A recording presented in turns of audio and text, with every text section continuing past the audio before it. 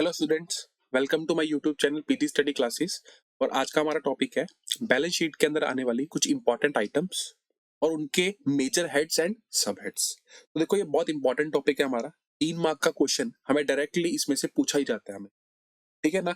तो इसके अंदर दिक्कत कहाँ पर आती है कि हम ना पूरी बैलेंस शीट याद करने पे लगे रहते हैं, जिसमें क्या होता है कि जो उसके अंदर की आइटम्स है वो कई बार हमें रिमेंबर नहीं रह पाती। तो मैंने इस वीडियो के अंदर क्या किया है कि जितनी भी आपकी आइटम्स पूरी बैलेंस शीट के अंदर कवर होती है या जो बहुत इंपॉर्टेंट है या प्रीवियस ईयर में आ रखी है या इनके आने के चांसेस हैं, वो सारा इस वीडियो के अंदर क्या कर लिया, आइटम्स को कवर कर लिया है उनके मेजर हेड्स और सब हेड्स से। तो कुछ 30 और 35 के बीच में ये आइटम्स बनी।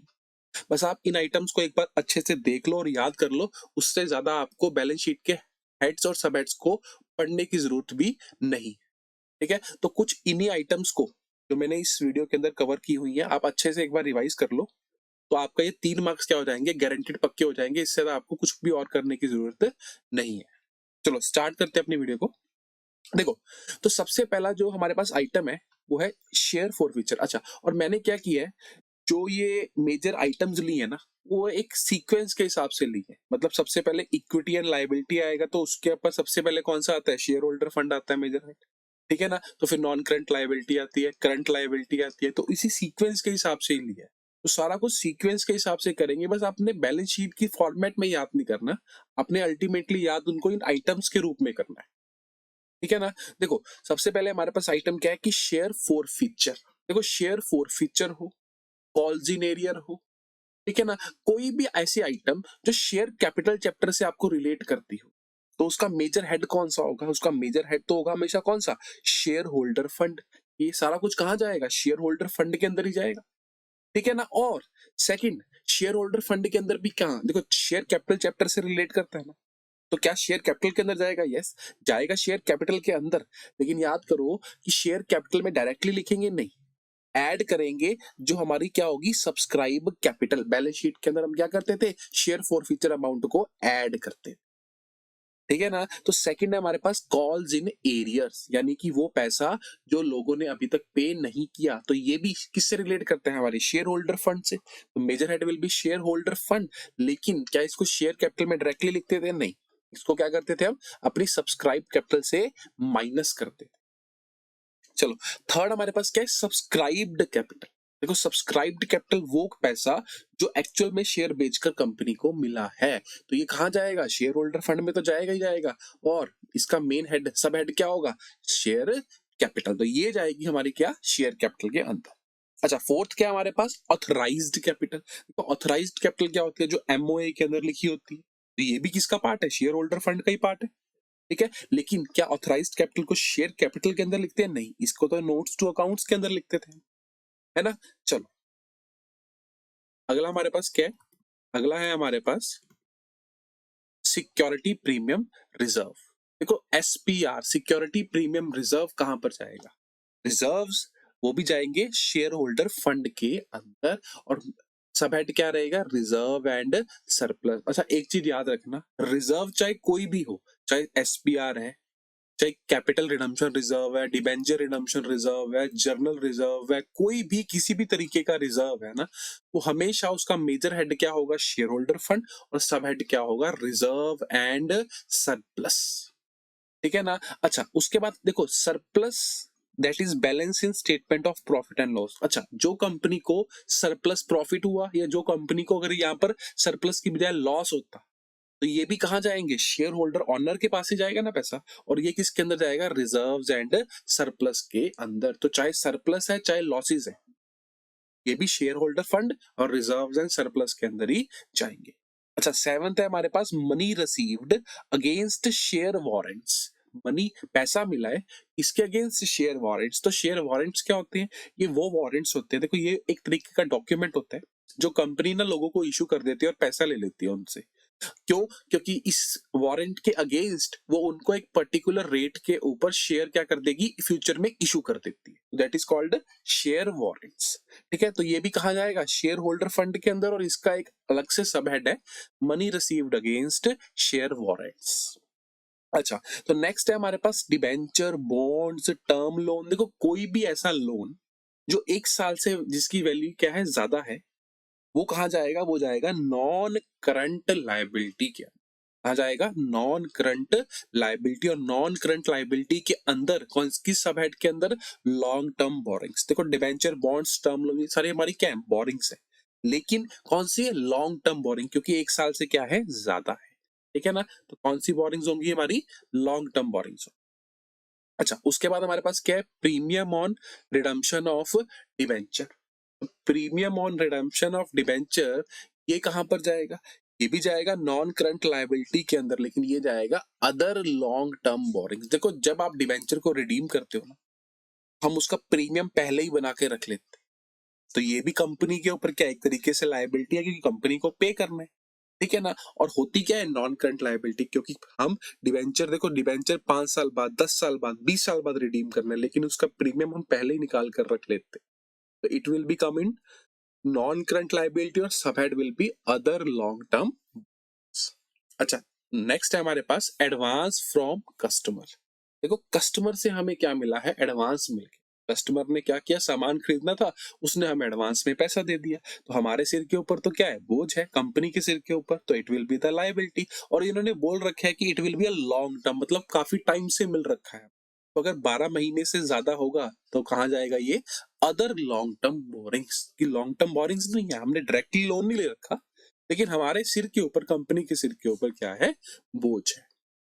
अच्छा, उसके बाद क्या है हमारे पास, provision for gratuity, warranty, employees benefit. देखो कोई भी प्रोविजन बनाते हैं जिसका टाइम फ्रेम 12 महीने से ज्यादा है, अब आप ग्रेच्युटी देनी है अपने एम्प्लॉइज को, तो एम्प्लॉइज जब एक्चुअल में 5 साल बाद, 10 साल बाद सर्विस पूरी करेगा, ठीक है, या एम्प्लॉइज को बेनिफिट देने हैं आपने, तो वो प्रोविजन आप 1 साल से ज्यादा टाइम पीरियड के लिए बना रहे हो, वो भी कहाँ जाएगी, नॉन करंट लायबिलिटी के अंदर। और किसके अंदर, लॉन्ग टर्म प्रोविजन के अंदर। तो ये ना बहुत इंपॉर्टेंट है, इसमें बहुत क्वेश्चन पूछे जाते हैं हमसे, तो याद रखना, अगर प्रोविजन फॉर ग्रेच्युटी, वारंटी और एम्प्लॉय बेनिफिट अकेला सिंपल दे दिया, टाइम पीरियड नहीं हुआ, तो हम उसको लॉन्ग टर्म प्रोविजन ही बोलते हैं। लेकिन कई बार ना वो क्वेश्चन में बोल देगा provision for employees benefit 8 months, 9 months, तो वो कौन सी होगी, वो होगी शॉर्ट टर्म प्रोविजन। ठीक है, तो किसके अंदर जाएगी, करंट लायबिलिटी के अंदर जाएगी। लेकिन कुछ भी नहीं दे रखा तो हम इसको लॉन्ग टर्म प्रोविजन के अंदर ही रिकॉर्ड करेंगे। चलो, तो नेक्स्ट है हमारे पास bank overdraft, cash credit, loan repayable on demand. देखो चाहे बैंक ओवरड्राफ्ट है, अब कैश क्रेडिट कोई छोटा मोटा बैंक से लोन ले लेते हो, ठीक है ना, अब कोई लोन लिया है जो रीपेबल है डिमांड, मतलब जब वो मंगवाएगा तभी आपको देना पड़ेगा, तो 3-4 महीने, 6 महीने के अंदर आपको ये देना पड़ता है, तो it is your current liability. और करंट लायबिलिटी में भी क्या होगा, शॉर्ट टर्म बोरिंग्स। चलो, तो अगला है हमारे पास सन्ड्री क्रेडिटर्स और बिल्स पेबल। देखो नाम से ही पता है, क्रेडिटर्स और बिल्स पेबल को क्या बोलते हैं, करंट लायबिलिटी, क्योंकि ये शॉर्ट टर्म के लिए होता है। और ये किसके अंदर जाएगा, ट्रेड पेबल के अंदर जाएगा। किसके अंदर, ट्रेड पेबल के अंदर। अच्छा, उसके बाद हमारे पास क्या है, current maturity of long term डेब्ट। देखो ये बहुत बार ना बच्चे इससे कंफ्यूज हो जाते हैं, उनको लगता है ये शायद नॉन करंट लायबिलिटी के अंदर जाएगा, क्योंकि लॉन्ग टर्म डेट बोल रखा है। देखो क्वेश्चन ने बोला है current maturity of long term debt, means कि आपने कोई लंबा लोन ले रखा है बड़ा, और उसके कुछ पेमेंट आपको इस महीने या इस 3 महीने में करनी है, तो वो आपकी क्या है, वो आपकी है करंट लायबिलिटी, क्योंकि आपने लॉन्ग टर्म डेप्ट की बात नहीं कर रहा, वो बात कर रहा है कि जो आपने अभी 3 महीने बाद पेमेंट करनी है, या 2 महीने बाद मैच्योर पेमेंट को आपने करना है अपने लॉन्ग टर्म डेप्ट की। ठीक है ना, तो इसकी नेचर क्या है, इसका मेन हेड क्या होगा, करंट लायबिलिटी, और सब head will be other current liability. अच्छा, नेक्स्ट है हमारे पास interest accrued and due on borrowing, मतलब कोई इंटरेस्ट पेंडिंग है, ठीक है ना, कोई हमने बोरिंग्स ले रखी है, उसके ऊपर इंटरेस्ट, तो इंटरेस्ट तो हर साल साल में देना पड़ता है, 12 महीने के पहले के देना पड़ेगा ना, तो करंट लायबिलिटी, और किसमें जाएगा, अदर करंट लायबिलिटी में। अच्छा, कोई भी, ये बहुत इंपॉर्टेंट है, unpaid dividend, calls in advance, unpaid mature debenture, ये सारा कहाँ जाएगा, current liability, other current liability के। देखो अनपेड डिविडेंड मतलब क्या होता है, कि वो डिविडेंड जो अभी तक हमने जिसकी पेमेंट नहीं करी, अपने शेयर होल्डर को दिया नहीं है, तो 2-3 महीने, 4 महीने बाद दे देंगे। कॉल्स इन एडवांस, यानी कि वो पैसा जो हमें पहले ही मिल चुका है, लेकिन अभी तक हमने वो कंपनी ने शेयर्स के रूप में मंगवाया ही नहीं था, ठीक है ना। और अनपेड मैच्योर्ड डिवेंचर्स, यानी कि अभी तक डिवेंचर तो मैच्योर हो चुकी है, मतलब उनकी पेमेंट ड्यू है, लेकिन अभी तक हमने पैसा नहीं दिया, मतलब टाइम पीरियड पूरा हो गया डिवेंचर होल्डर्स का, लेकिन हमने अभी तक उसको पैसा नहीं दिया, तो ये हमारा करंट लायबिलिटी और अदर करंट लायबिलिटी के अंदर जाएगा। चलो, तो नेक्स्ट है हमारे पास provision for tax, provision for expenses. देखो कोई भी प्रोविजन है, प्रोविजन फॉर टैक्स हो, प्रोविजन फॉर एक्सपेंसेस हो, ठीक है, क्योंकि टैक्स भी आपको एक साल में क्लियर करके देना पड़ेगा, और जो भी आपके छोटे मोटे खर्चे हैं वो भी आपकी क्या है, प्रोविजन है, तो it will be a current liability and short term provision. और एक चीज और याद रखना, इसमें ना एक और प्रोविजन भी आती है, प्रोविजन फॉर डाउटफुल डेप्ट।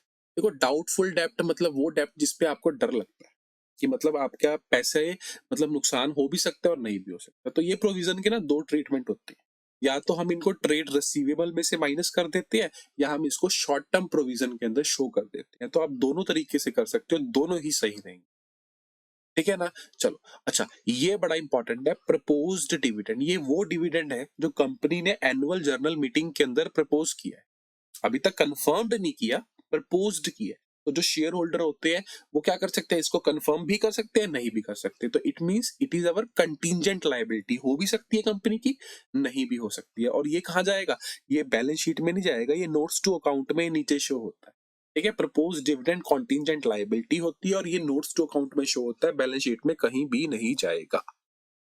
चलो, तो नेक्स्ट है हमारे पास सारे एसेट्स। देखो वो सारी थी हमारे पास लायबिलिटी के सब हेड्स और हेड्स, और ये है हमारे पास एसेट्स के अंदर आने वाले मेन हेड्स एंड सब हेड्स। चलो, देखो सबसे पहली आइटम हमारे पास क्या है इसके अंदर, machinery, building, computer, office equipment, live stock. ये सारी हमारी क्या है, देखो ये सारी हमारी लॉन्ग टर्म एसेट्स हैं, इनका जो टाइम फ्रेम होता है वो साल से ज्यादा का होता है, तो it is our non current asset. और आपको पता है एसेट्स में सिर्फ दो ही मेन हेड्स हैं, नॉन करंट एसेट्स और करंट एसेट्स, ठीक है ना। तो जो machinery, building, computer, office equipments है ना, इनका टाइम फ्रेम 12 महीने से ज्यादा है, तो ये हमारी नॉन करंट एसेट्स है। और नॉन करंट एसेट्स के अंदर भी कौन सा सब हेड आएगा, नॉन करंट एसेट के अंदर जो सब हेड आएगा वो आएगा property, plant and equipment and intangible assets. देखो इसके अंदर सब हेड के अंदर भी सब हेड है, तो property, plant and equipment and intangible asset इसका क्या है, सब हेड है, और उसका अंदर का सब हेड क्या है, प्रॉपर्टी, प्लांट एंड इक्विपमेंट, ठीक है ना। तो इस चीज को आपने ध्यान में रखना कि जो भी आपकी फिक्स एसेट होगी ना, वो आज से फिक्स एसेट सब हेड में नहीं जाएगी, वो property, plant and equipment and intangible asset सब हेड में शो की जाए, ठीक है ना। अच्छा, नेक्स्ट है हमारे पास गुडविल, ट्रेडमार्क, आईपीआर। देखो आईपीआर क्या होता है, इंटेलेक्चुअल प्रॉपर्टी राइट, कोई माइनिंग राइट्स है आपके पास, कोई आपने रेपुटेशन बाय कर रखी है, कुछ भी ले रखा है, कोई आपके पास कुछ भी राइट्स है, ठीक है, वो सारी आपकी क्या है, नॉन करंट एसेट्स हैं, क्योंकि साल से ज्यादा के राइट्स है। और याद रखना ये भी कहा, इसका भी सबहेड क्या होगा, property, plant, equipment, intangible asset, और इनके अंदर इंटेंजिबल एसेट, ठीक है ना। तो याद रखनी है हमने ये चीज है कि इसका भी सब हेड बेसिकली आप अगर अकेला इसको भी लिख दोगे ना तो भी आपका चल जाएगा, क्योंकि सब हेड का सब हेड लिखने की जरूरत आपको नहीं है। तो ये दोनों चीजें आपको याद रखनी है, इनके ऊपर बहुत क्वेश्चन पूछे जाते हैं। चलो, तो नेक्स्ट है आपके पास 21st की वर्क इन प्रोग्रेस मशीनरी। देखो WIP है, वर्क इन प्रोग्रेस है, और मशीनरी क्या मतलब, कोई मशीनरी खरीदी हुई है आपने और उसके ऊपर अभी काम चल रहा है, तो machineries are long term assets, ठीक है ना। तो ये नॉन करंट एसेट के अंदर जाएगा, और किसके अंदर जाएगा, उसका हेड क्या होगा, कैपिटल वर्क इन प्रोग्रेस। चलो, उसके बाद क्या है, पेटेंट अंडर डेवलपमेंट, की कोई पेटेंट आपने ले रखा है और उसके अंदर भी और डेवलपमेंट होनी बाकी है, तो ये भी नॉन करंट एसेट्स के अंदर जाएगा, और इंटेंजिबल एसेट अंडर डेवलपमेंट इसका क्या होगा, सब हेड होगा। चलो, अगला है हमारे पास कि investment in property, equity, debenture and mutual fund. कि अगर आपने ना कोई प्रॉपर्टी के अंदर, कोई इक्विटी शेयर्स के अंदर, कोई डिवेंचर के अंदर, कोई म्यूचुअल फंड के अंदर कंपनी ने पैसा खरीद, मतलब कंपनी ने परचेज कर रखी है, कंपनी ने इन्वेस्टमेंट कर रखी है, देखो ये सारी इन्वेस्टमेंट अगर 12 महीने से ज्यादा है, कितने महीने से, 12 मंथ से ज्यादा है, तो ये कहाँ जाएंगी, नॉन करंट एसेट्स के अंदर जाएंगे। और नॉन करंट एसेट में नॉन करंट इन्वेस्टमेंट, तो नॉन करंट इन्वेस्टमेंट में कौन सी चीज आएगी, जिनका टाइम फ्रेम 1 साल से ज्यादा है, 12 महीने से ज्यादा है। तो अब आपको पता कैसे चलेगा, देखो कई बार क्वेश्चन में डायरेक्टली दे रखा होता है, और कई बार अगर आपको नहीं दे रखा ना, तो investment in property, equity, debenture, mutual fund आप नॉन करंट एसेट ही ट्रीट करना। लेकिन अगर 12 महीने से कम होगा ना, उसके बारे में आपको स्पेसिफिकली बताया होगा। ठीक है ना? क्योंकि सोच के देखो, अगर आप प्रॉपर्टी में इन्वेस्ट करते हैं, इक्विटी या डिबेंचर में इन्वेस्ट करते हो, तो हमारा टाइम पीरियड लॉन्ग टर्म ही होता है। लेकिन अगर स्पेसिफिकली मेंशन कर दे वो क्वेश्चन हमें कि भाई 8 महीने का था, 9 महीने का टाइम फ्रेम है, तो वो कहाँ जाएगा? वो करंट एसेट्स में जाएगा और करंट इन्वेस्टमेंट में शो। ठीक है ना? तो चलो नेक्स्ट है हमारे पास capital advance, security deposit in electric company, long term loans to employ.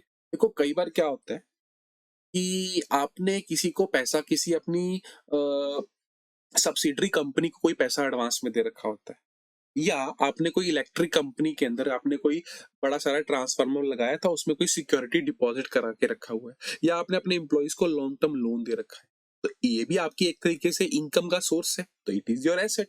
और कौन सी एसेट है? नॉन करंट एसेट, क्योंकि आपने कैपिटल एडवांस अपनी सब्सिडरी को लोन दिया है, तो लंबे समय के लिए दिया होगा। या इलेक्ट्रिक कंपनी को सिक्योरिटी डिपॉजिट करवाया है, तो ट्रांसफार्मर सिर्फ 6 महीने के लिए तो लगाया नहीं होगा। ठीक है ना? तो ये किस हेड के अंदर जाएगा? ये जाएगा नॉन करंट एसेट के अंदर, और इसका सब हेड क्या होगा? Long term loans and advances. तो ये सब हेड क्या है? देखो इसके अंदर वो चीजें आएंगी जो आपने अपने एम्प्लॉइज को दे दी हो या किसी थर्ड पर्सन को दी हो अपने लोन, सिंपल अर्निंग के लिए। ठीक है ना?